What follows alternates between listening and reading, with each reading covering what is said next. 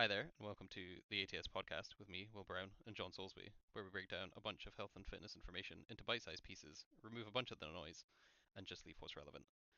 Today, on episode 22 of season 3, we are talking about hydration and electrolyte balance in extreme conditions. Uh, Thankfully, Scotland doesn't get very extreme in a way that would require hydration. I think the only hydration related extreme condition we get is the fact it's soaking wet and flooded.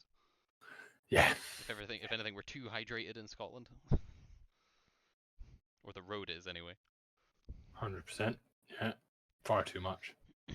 I think this kind of mirrors our chat in episode 20 about inter-workout nutrition, is that you kind of want to be hydrated before you exercise rather Yeah, than, I don't know, be parched enough that your tongue feels like sandpaper, then start working out in the heat and then be like, "Damn, I need a Gatorade." Like, it's a bit late. yeah, I would totally agree. I think like if you're, it's very similar to the 1 in 20 of like, as long as you're hydrated before your workout, weight training.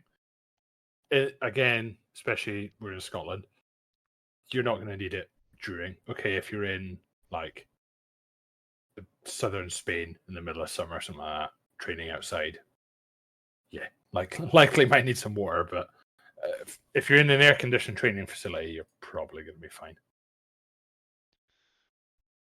Yep. So again, just want to pre-hydrate. In terms of electrolyte balance, if you regularly include a multivitamin in your diet, you'll probably have a bunch of your trace minerals anyway.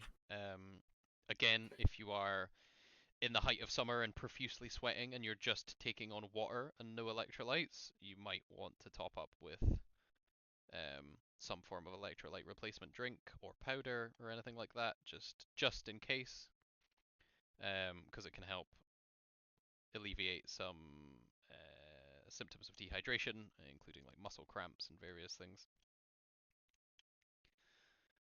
Yep. And what's the other one? Oh yeah, you don't want to drink too much whilst you're training, because again, if you start feeling like a waterbed when you're trying to train, it's not going to be great for performance. Like you want to kind of sip a little and then leave it for a bit and then see how you feel and then sip a little bit more, rather than just like glug down 500 mil and just be sloshing around. Gels and stuff typically have some electrolytes mixed in. Again, decent. And yeah, if Yeah. you are doing any exercise in extreme conditions like extreme heat, I mean, even the Scottish summer is starting to get up into the 20s and stuff. So if you are running outside and for a prolonged period of time, or cycling or whatever, um, just take appropriate stuff. Gels handy if you're taking them for the carbohydrates and caffeine anyway. Great, like they're a bit of a kind of catch-all. Timing wise, yeah, start early, like pre-hydrate before your workout, before your training session, top up in the middle, just take little sips here and there, don't glug too much at once.